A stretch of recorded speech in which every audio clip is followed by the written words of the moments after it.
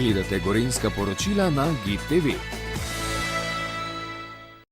Med večjimi naložbami občine Radovljica v lanskem letu so bile nadaljevanje energetskih sanacij stavb v občinski lasti, nadaljevanje izgradnje nove knjižnice v Radovljici, gradnja vodovoda Hraše-Ledevnica ter sekundarne kanalizacije in vodovoda v Kropi in sanacija lokalnih cest po izgradnji komunalne infrastrukture. Mi smo v preteklem letu pravzaprav z izpolnitvami predlaganega proračuna malce zaostali iz preprostega razloga, ker je bil nov zakon o javnem naročanju in smo kar nekaj stvari morali preložiti na letošnje leto.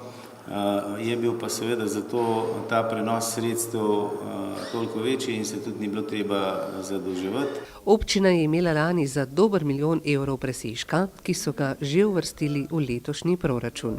Nam bo še kako prav prišel v tem letu, kajti zaključujemo velike projekte, kot so knjižnica in pa ostala infrastruktura.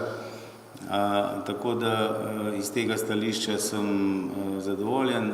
Seveda bi pa bil zelo vesel, da bi bila večja realizacija, tako kot je bilo v preteklih letih, ampak kot že povedano, zaradi novega zakona o javnem naročanju smo malce zaostali. Občinski svet je na včerajšnji seji sprejel spremembe odloka o prometni ureditvi v starem mestnem jedru Radovljice.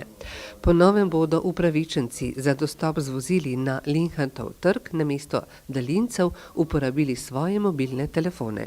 Tudi ceneje bo tako za uporabnike, kot pa tudi za občino Radovljica.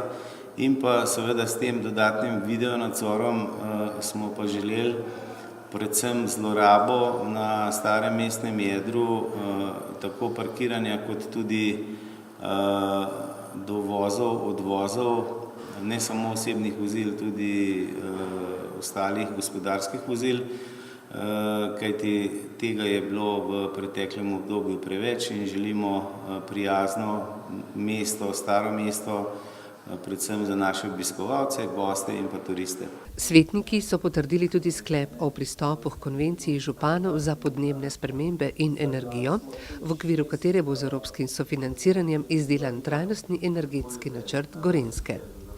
To je v bistvu akcija Razvojne agencije BSC iz Kranja, kjer skuša to poenotiti za gorenjske občine. Jasno, da smo se mi pridružili tej akciji in jo bomo tudi podpisali. Tudi ta dokument je bil danes podprt soglasno.